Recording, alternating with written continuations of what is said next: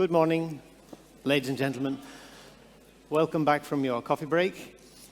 This session is on standardization in tourism, and I am not Katerina Papamikael, who is the moderator. She's unfortunately at home with a broken leg in plaster. So she's experiencing what it is to be temporarily disabled. And unfortunately, she can't come, obviously. So I'm here, Ivor Ambrose, the Managing Director of ENAT, the European Network for Accessible Tourism. And we're here to learn about standardization from different points of view. I'm going to take you through a number of slides. If we can get the slides up, please, to introduce the subject. And these are prepared by Katerina, of course. And we're going to talk about, as I say, standardization as something which is enabling accessibility to become part and parcel of the tourism experience for everyone. We can think of standardization, I think, as a common language for understanding, addressing, and delivering accessibility from the concept to design, implementation, and conformity assessment. Conformity assessment meaning checking that things are done according to the standard. So we need a common language. We need to have common definitions of what accessibility means in different contexts and in different places throughout the tourism chain. The goal of standardization is really to enable, through participation, to enable inclusion of people with disabilities and independence. And this is for all users. So persons with disabilities as part of the whole human experience, part of every target group and every audience, every market segment. And it's essential that we have, as well as accessibility, not only being able to enter and use a place or to use a service, but to enjoy the experience of tourism in comfort, in safety, and that this will altogether contribute to a greater quality of tourism and sustainability. So in standardization, we're thinking of different areas to do with environments, to do with products and services to better serve the users and meet their specific access requirements, also benefiting everyone. Accessibility standards then should cover the whole tourism chain, as we call it, the value chain of tourism from the built environment and infrastructure to include human resources, training, management, digital environment and systems, transport and information, covering the whole visitor journey.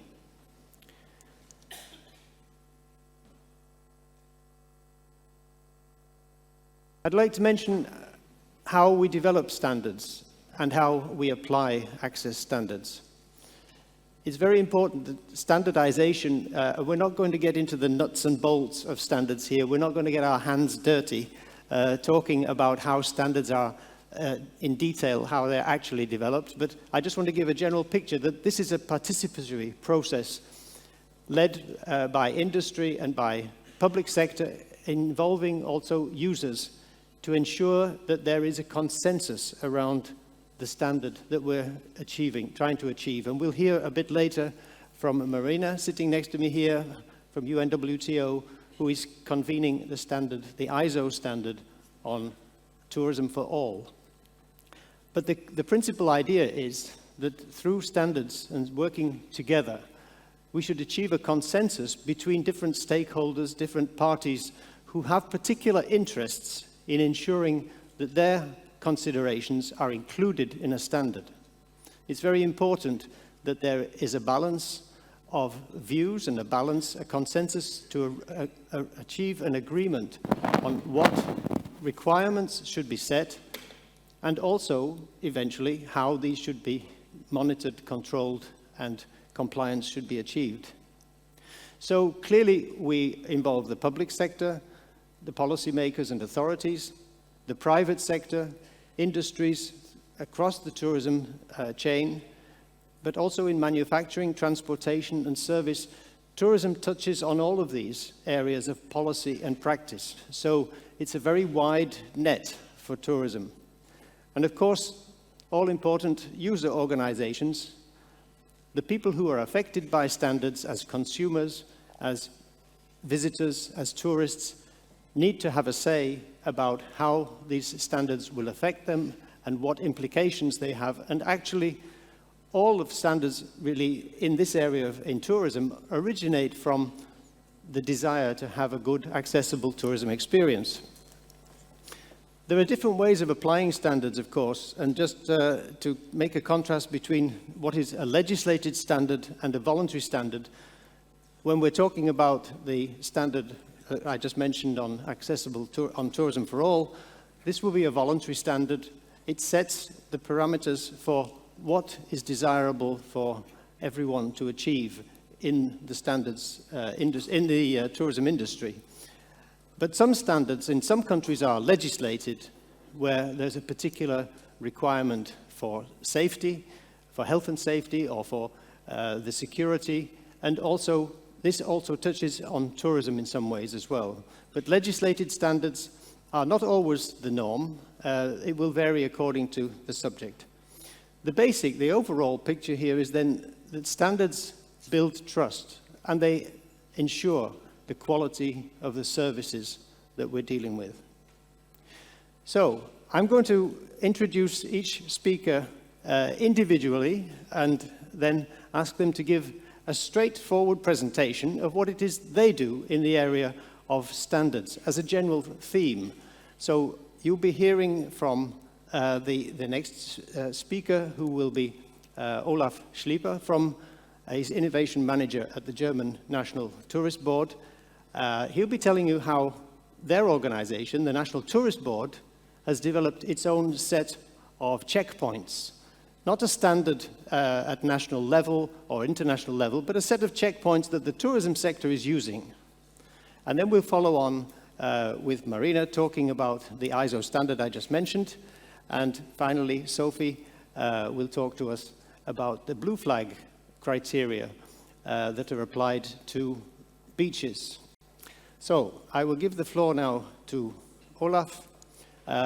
When I've said just a few words which are on the website, so I won't go into this in a lot of detail, but as I said, he's the Innovations Manager at the German National Tourist Board, and since 2013, he's been responsible for the sustainability strategy and the creation of sustainable and accessible products and services together with German travel experts.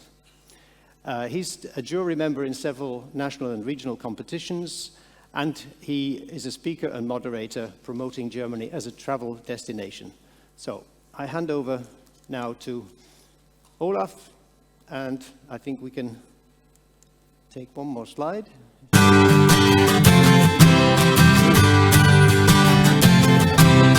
The German National Tourist Board, or GNTB, supports the development of tourism products and promotes Germany as a travel destination around the world. And accessibility plays an important role in this. And they're doing so successfully. Germany already has a well-connected transport network and plenty of accessible accommodation, restaurants and attractions. Guided tours are adapted to the needs of a wide range of disabilities, and Germany's national parks and nature parks offer many barrier-free experiences. The GNTB actively supports the Reisen für alle, Tourism for All, national certification scheme in order to develop and promote barrier-free tourism, so that more and more people can enjoy accessible and hassle-free holidays in destination Germany.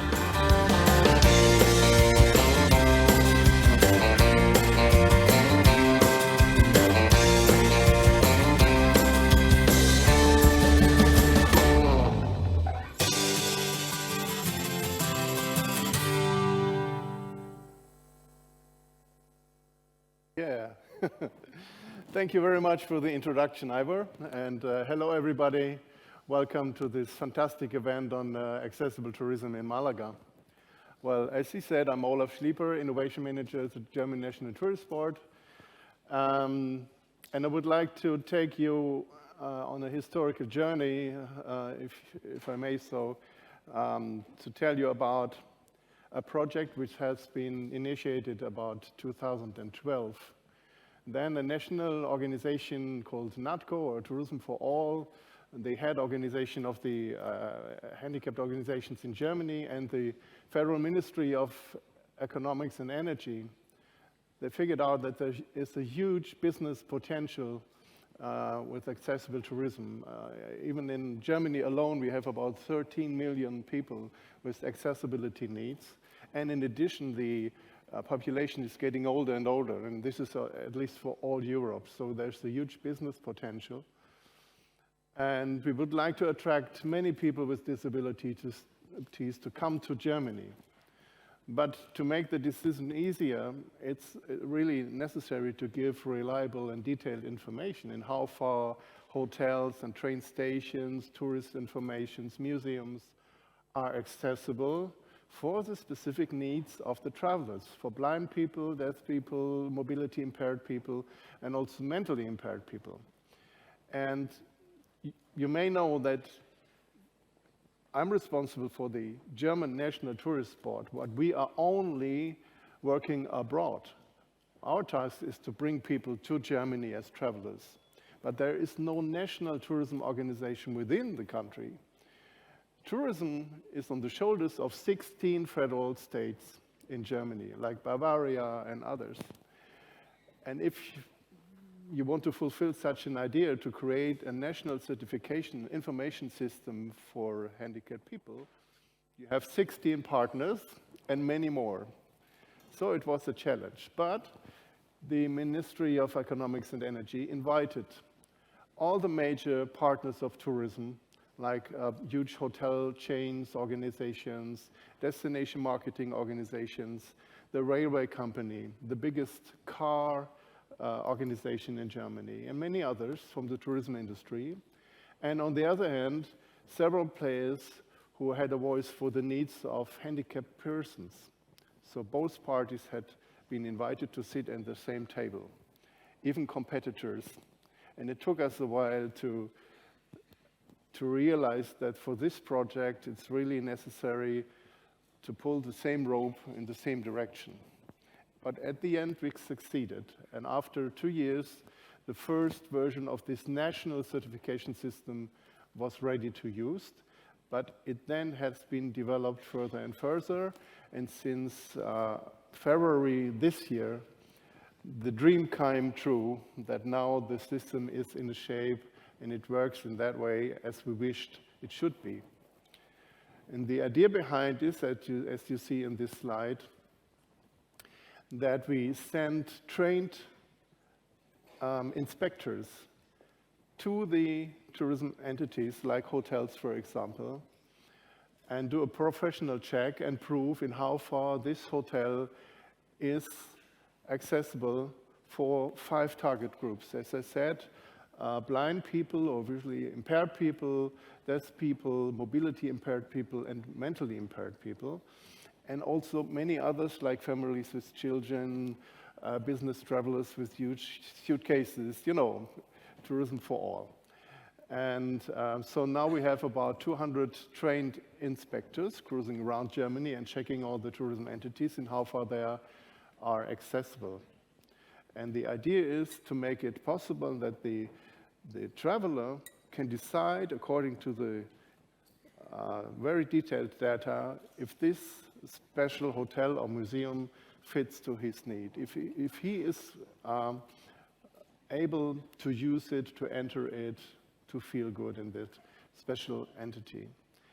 And before we send the inspectors, it is necessary that the hotel owners and the whole staff, or the museum, or the tourist information, whatever, get a training so that they know what it's all about. So to sensitize these guys is one of the major aspects of the project. And then the assessment start. After this training, a professional inspector comes to the place and measures everything and types it in a tablet, and the data directly goes to a national database. And then there's an organization in Berlin who does the quality check. It's called the German Seminar for Tourism, a training company for tourism professionals. They check the data, and then they create a certificate which is sent to the hotel owner. He can work with it. He can put specific data on his website. Also, the federal states tourism marketing organization can work with this data. And third parties like the National Tourist Board or car companies who are focusing on accessible tourism, hotel booking platforms, whatever. So it's an open system. We also send the data to wheelmap.org, one of the largest accessible information platform in the world. So we are quite open. We want to spread this information worldwide. And as I said, all is in one central database. And if, for example, you go to our website, it's germany.travel. On the homepage, you will find a section for accessible travel. And there you get access to the database and get very detailed information for your personal need in German and English. And if you click on download PDF, you even get more information in text, and you get a lot of pictures, because we realize that pictures are very, very important to take a decision if this place is ready for my needs or not, you know. So this wish is now fulfilled. The system is running, and we now have more than 2,500 entities in the system, and we are collecting more. Certification is running 3 years, and then you have to renew it. Everything in the first phase was paid by the federal states, but in the next phase, in the most cases, the hotel owners, the museums, etc., have to pay by themselves. And our fear was that a lot of them then stop it because they have to give a financial input, but it didn't happen in most cases. They are aware of the benefit, and they are staying in the system and are part of the game. And so now this database is running. I also have some brochures for you if you would like to get more information, or just type in inclusivegermany.com. It's in the project's website in German and English, so you will get a lot of information. So next to the detailed information you have, we also created icons, and they are approved by handicapped persons. So the whole system is for the sake of handicapped persons, so they're on the boat all the time. Also during the running process, there's always improvement going on. So we have an open ear for the customers and also for our partners. If they have ideas how we can make the system faster, easier to use for the inspectors, and of course, especially easier to use for the customers, then we do that, you know. So a huge improvement, and now you get access to all this data on one central database for the whole nation, except 2 federal states who are not part of the game until now, because of a quite positive reason. They have been the first being active in this field and already created a system for assessment. They already have databases and very detailed professional information. So they will be part of the game within the next month, I guess, but they're still not in the database. But they have the data we need for our customers as well, you know. More slide, I think. One more slide, just to sum it up. So really, it's for us a milestone for accessible tourism in Germany. The aim was to present accessibility as a quality and comfort feature in Germany, and it's now really the dream which came true. We now have reliable information, and you really can separate the information for your personal needs. You can do geographical search, but you can also say, please give me only information for mobility impaired persons, and then you get a separated information just for your needs, you know. And you can download a PDF with even deeper information, contact details and pictures. Thank you, Olaf. So what strikes me here is that we're really living in the information age, and you've taken information as the central point of the whole certification system, that you need to build up reliable, correct, up-to-date information. You need to, as you said, train the assessors, because you didn't explain where they came from, the assessors. How did you get these 200 assessors? I think every country would love to have 200 assessors who know about accessibility. Well, we had volunteers who want to do it. And on the other hand, there was a quite practical solution because we have a quality-oriented assessment system already in Germany. And so it was quite a good idea to train, to give additional training for these assessors. So if they're once in the place, they do it in different ways for quality check and check the accessibility at the same time. You know. Right, so they needed to know what things to check and how to check to build up the system. But actually, if everybody appreciates, this is actually, we're looking at the end of a very long process here. This is an end-to-end application of, if you like, a standard, or at least a certification system where you've built up a number of indicators for what makes a venue, what makes a service accessible, and then deliver this in an organized way so that every customer with a particular need can examine a particular venue right down to the level of looking at the photographs and getting also measurements and details about each place, right? It took a long time to realize the project, and this was good in a way, because so many persons have been involved on a political level as well as tourism partners and handicapped organizations. So there was, parallel to the project itself, a learning process on all these levels. So nowadays, people know a lot about accessibility, the economic benefit, the needs of different persons and groups of people with accessibility need. So it was also a training of the whole tourism business parallel to the system itself, you know. And this is I'm interested in two. Important. I mean, really, you, as you said, you got together the different Länder in Germany and formed a national unity government almost to implement this system.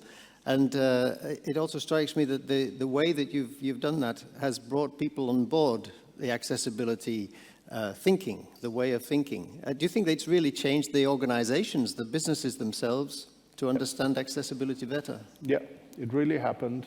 And if they now organize events, for example, they always think about the needs of handicapped persons. So next to the system itself, many more things happened to improve the accessibility. And of course, they also understood it's not only for handicapped persons, it's for everybody. You know, it's so easy, we all know, but you have to tell and tell and tell again, you know. Thank you very much, Olaf. Yeah. Thank you. Thank you.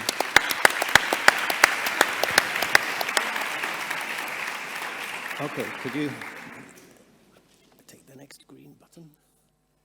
So moving on to the next speaker is Marina Diotallevi. She's head of Ethics, Culture and Social Responsibility Department at the UN World Tourism Organization. And Marina has been working there for a number of years, and you're in charge of social dossiers related to tourism at UNWTO, including, of course, accessibility, but also human rights, gender equality, and women's empowerment, responsible also for indigenous tourism, protection of children, and corporate social responsibility. So accessibility is one of many portfolios you hold. You're responsible for coordinating the implementation of the Global Code of Ethics for Tourism, which I think really is something that Marina has taken charge of. The Global Code of Ethics was adopted in 2001, but in recent years, its importance has really risen. This is, she will tell you something about it, I think, how important it is to get private companies on board with an ethical approach to tourism. And the last bullet point on the slide shows that she's convener, that's it, bringing people together around the ISO Technical Committee 228, Working Group 14 on Accessible Tourism. So we're going to hear from Marina about her work with UNWTO and the standardization in particular. Thank you. Thank you, Ivor. Thank you, Ivor, for inviting us at this important roundtable. No sound? Now, this important roundtable, we have been working with Fundación ONCE for many years now, over 10 years. But for those who don't know UNWTO, we are a specialized agency from the United Nations in charge of developing sustainable, responsible, and accessible tourism for all. We have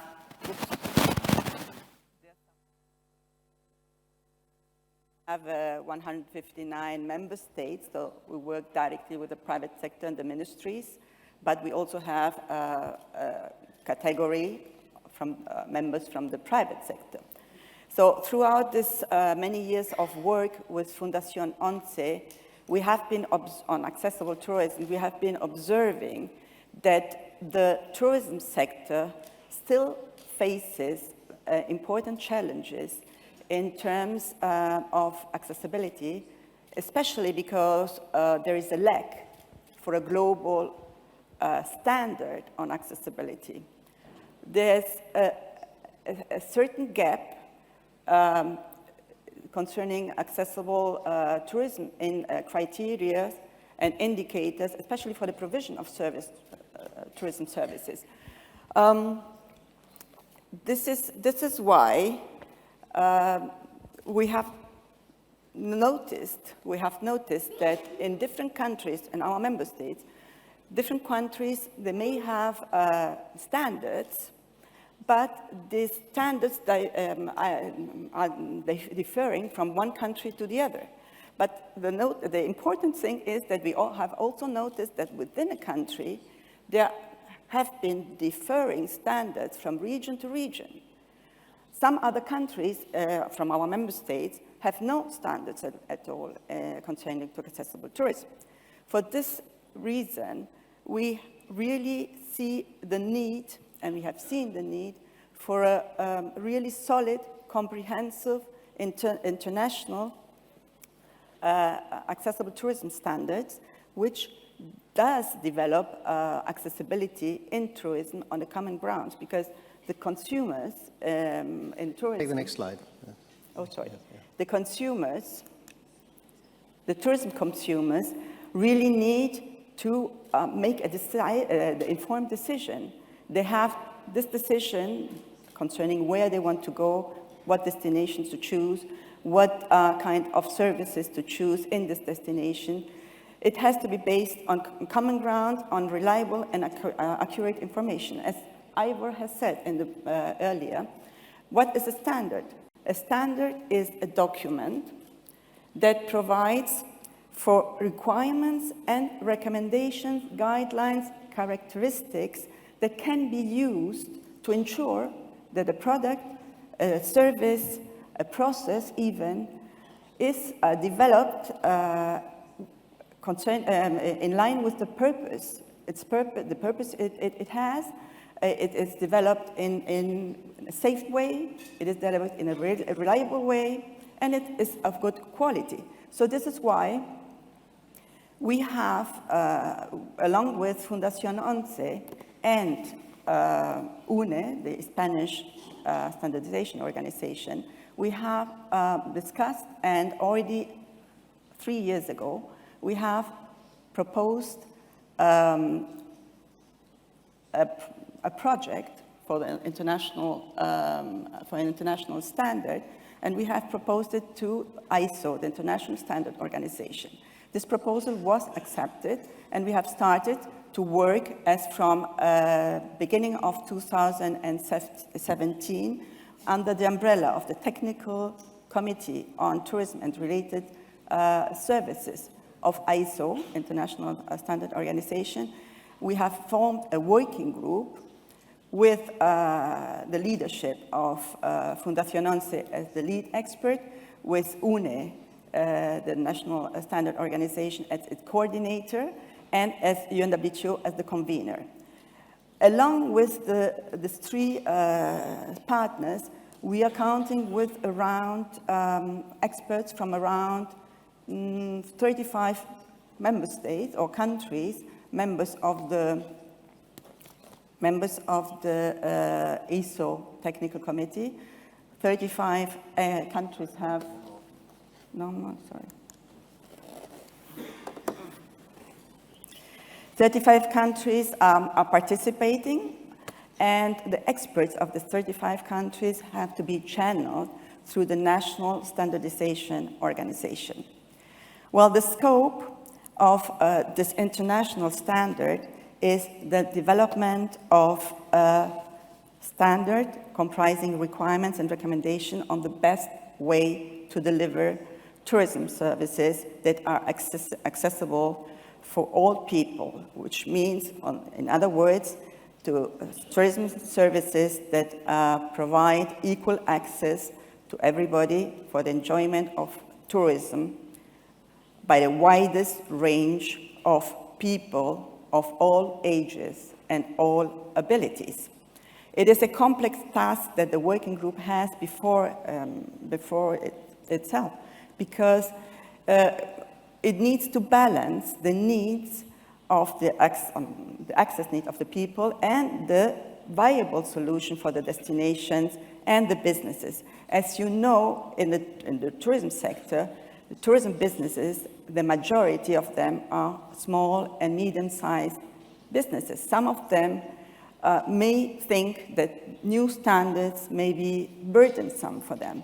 So and we have experts from the private sector, from the travel agencies, from the hospitality industry, also from the consumers participating in this working group. So to keep a balance between the interest of one side and the interest of the private sector, the consumers themselves, and the people with disabilities, it's quite complicated. But nevertheless, ISO 21902, that is the reference number of this international standard on accessible tourism requirements and recommendations, is a voluntary standard. It provides key aspects of policy making and strategy in tourism, but it also covers key aspects about infrastructure, about products and services. This standard does not waive compliance with national law. It means that if a country has a national law on accessible tourism, it has preference to this standard in case it has been incorporated in the national legislations or regulations, or that some businesses have adopted it and are implementing it.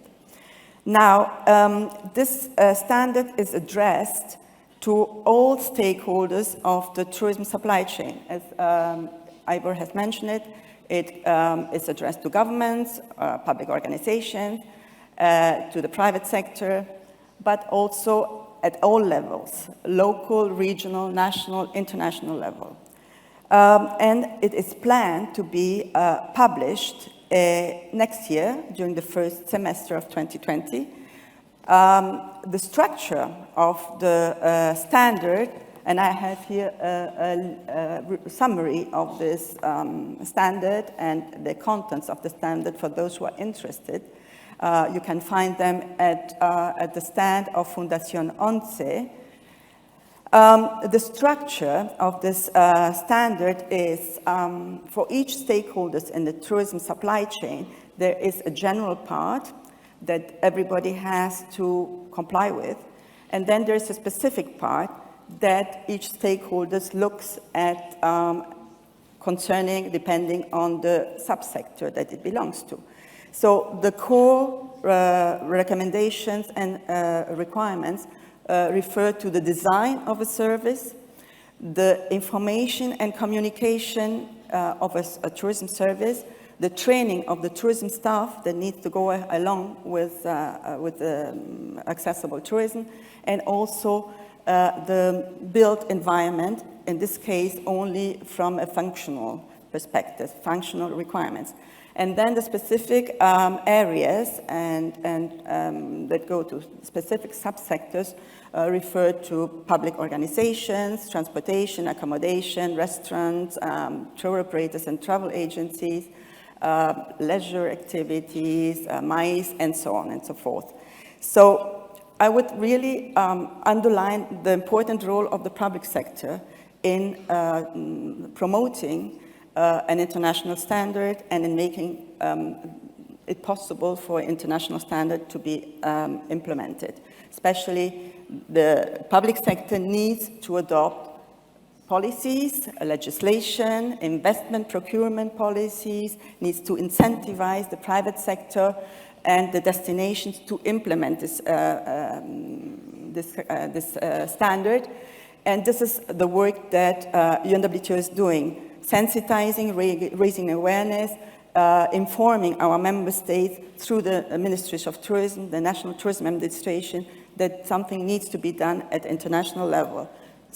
At national level, indeed, but also it has to be sound, it has to be harmonized so that the consumer can move from one country to the other, from one destination to the other, knowing what to expect, knowing what experience they will get from this trip, from this visit, and so that's to avoid any surprises or insatisfactions in the tourism experience.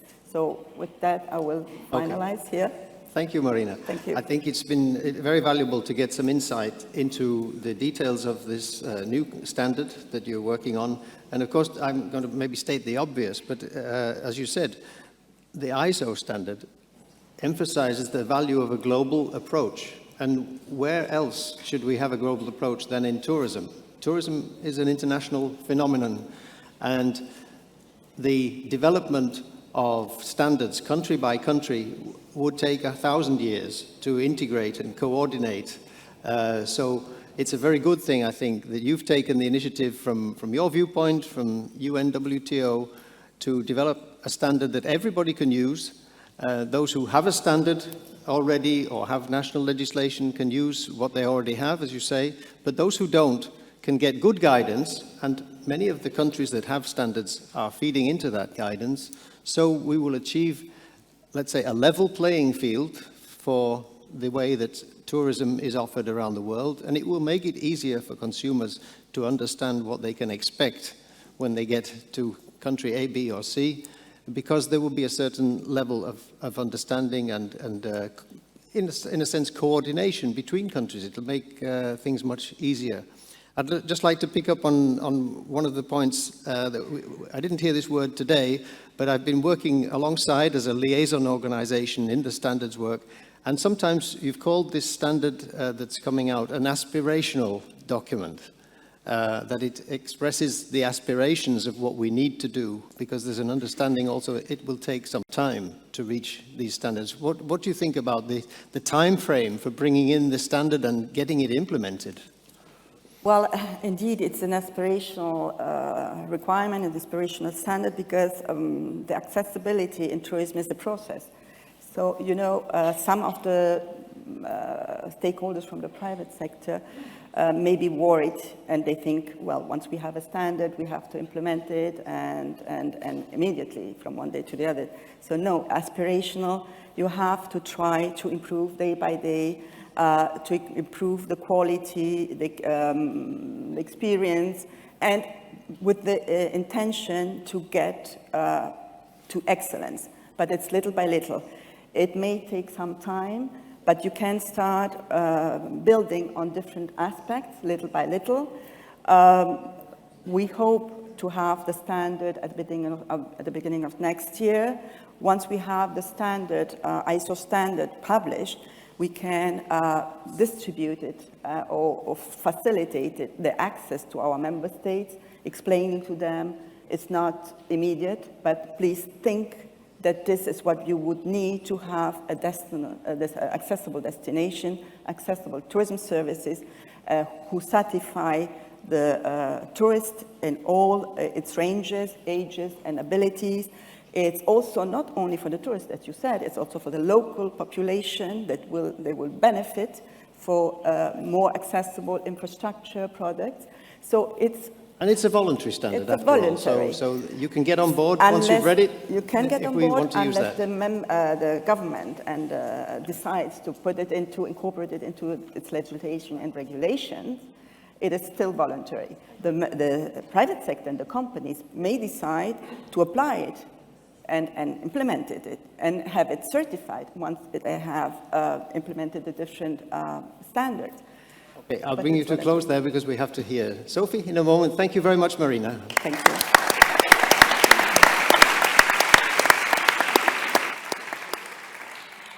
So moving on to the next slide, please. And Sophie Bachet Granados is International Director of Blue Flag. And she, next slide, she's been working with the Blue Flag now for quite a few years, eight or 9 years, I think, and leading towards excellency through the network of more than 4,500 beaches, marinas, and boats, with 50 members worldwide of the Federation, the Foundation for Environmental Education. So you will have seen, I think, the Blue Flag. It has another name in Spanish, please. What is it, Sophie? Bandera azul. Bandera azul. Exactly. Thank you. And she's worked on this too, I think, really extensively. The past couple of years, we now have a memorandum of understanding between ENAT and Blue Flag to work on the accessibility criteria, not only of beaches, but also marinas and eventually the tourist boats. So I'll take you into your first slide and you can explain how your criteria have been set up and what influence this has on your work. Thank you, Sophie.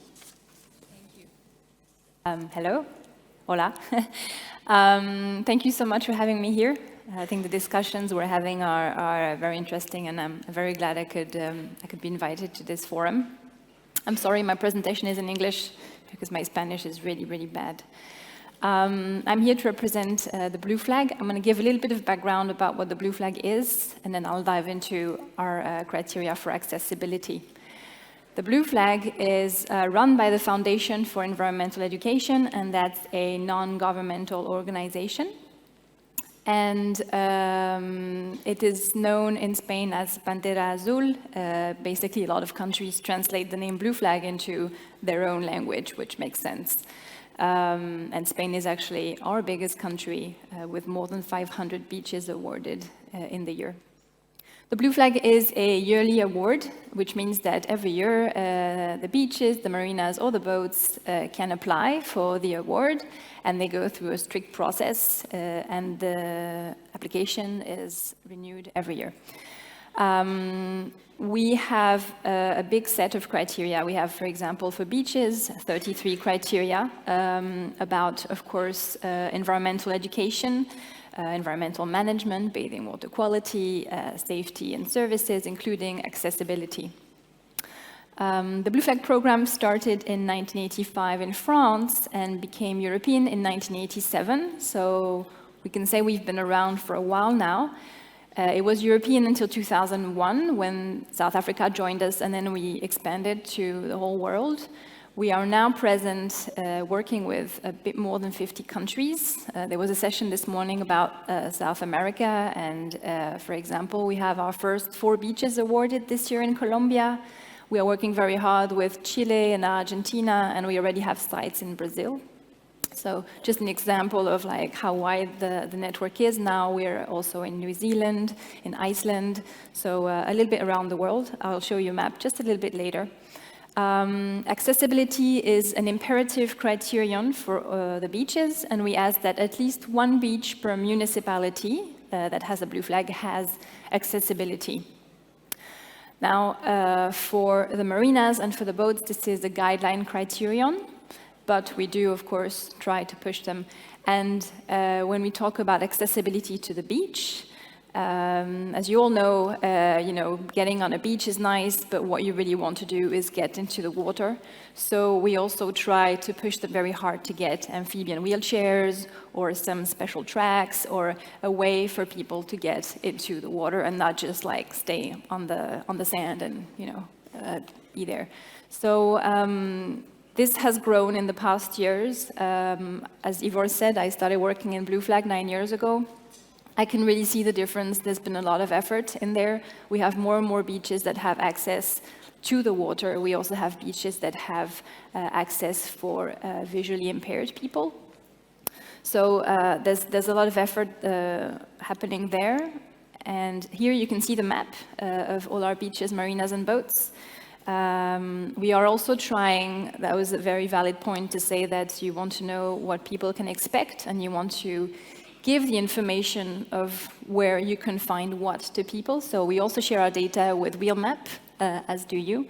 On our website, we're actually going on getting a new map, but you can go and search for the beaches that have access for visually impaired, or the beaches that have access to the water, or the beaches that just have access to the beach. So then, depending on your needs and what you want to do, you can try and filter what's the best beach, depending on your needs in all these countries. Blue Flag works towards helping reaching sustainable development goals, and of course one of them is reduced inequalities, and this includes accessibility, and that's why we are working on this with Blue Flag. This is an example in Russia of beaches that have worked very hard to get accesses and handrails, etc., for people. What I want to say is that many European countries have standards, and it's easy for them when they join us, the beaches, for them to have these standards. But a lot of other countries outside of Europe don't have these standards, and when we started working with Japan or Colombia, or they come to us and they say, okay, but what do you mean by accessibility? Do you have standards? Can you give us some help? And so we often provide, of course, the ISO standards, or we go to our partner, European Network for Accessible Tourism. But it is not so easy for the sites to find an easy way towards accessibility. Of course, you have to look at topography, which is very different around the coastline. I also forgot to mention that we do award the boats also, tourism boats. So that's canal tours, or whale watching, or diving. And some of these boats also have accessibility, and it's growing. But of course, it's a bit harder because it's on boats. So this example in Russia is a typical one where the municipality decided to put a lot of money and efforts into it. And for us, it's important that Blue Flag provides a framework. So it's not just, okay, these are the rules. We ask that there's a community that comes together. So all the stakeholders that have something to say regarding the use of the coast come together and say, well, I need to use the coast for this, and I need to use the coast for that. So it's like the health authorities because of water quality, it's accessible organizations, it's maybe the local fishermen who you need to use it. It's like all these people that we bring together, and that together they look at what's the best and how they can make the best management of the coast. So back to my example. So more than 30 beaches received these works, and this is like a very, very state-of-the-art accessible beaches in Russia. And another example is in Turkey. They got recently their first beach accessible for visually impaired people. Like I said, we have a few of these in the network, but not as much as amphibian wheelchairs and floating devices. So they worked very hard with a lady who found out that she was going to become blind, and she was very active, and so she worked with them to ensure that she could still go to the beach, and what are the standards, what are the requirements. You can see some pictures there. And the next example is marinas. Like I said, we also award marinas, and marinas are very dangerous places. There's a lot of accidents and people fall in the water, so accessibility is important, but safety is also very important. And a lot of marinas are not accessible, especially the pontoons. So you'll have often accessibility to the marina office, but not to the pontoons. So there was an example in Germany where actually they had some accidents because the boat owners are getting older. There's been some studies that show that boat owners are just aging, and youth is not necessarily taking over. So there was some accidents, and so they looked into the accessibility, into making sure that everyone could access without any accidents. So, got the countdown. Sorry, the countdown. We work with different stakeholders, public and private, in beaches and in marinas. Sorry, I'm all stressed now. Yes, sometimes they have more funds if it's a private company than if it's a public. So that has to be taken into consideration. I want to thank you. If you want to check out our map, it's on blueflag.global. And if you have any questions, we can have a chat later on. Thank you so much. Thank you. Perfect. Thank you. So sorry to hurry you at the end there. And just a brief remark that I think really we discovered from ENAT's point of view that working with the Blue Flag, with so many beaches around the world, what you experience in terms of accessibility is like a litmus test for how well countries are doing on accessibility, because everybody likes to go to the beach, but how many countries are giving people the possibility to go to the beach if they have a disability, an impairment, an access requirement of any age. And I think this is a great way of driving forward accessibility. And as you say, the local communities around these beaches are becoming more aware through your good efforts and showing that we're all in this together. There are 50 national committees working together, and I was at their meeting a couple of weeks ago. Really good people working very hard in a dedicated way with water quality, with sustainability, and showing how accessibility is also part of sustainability. So I'm very impressed with what you do. So without asking any further questions, just give another round of applause to all the speakers. Thank you very much.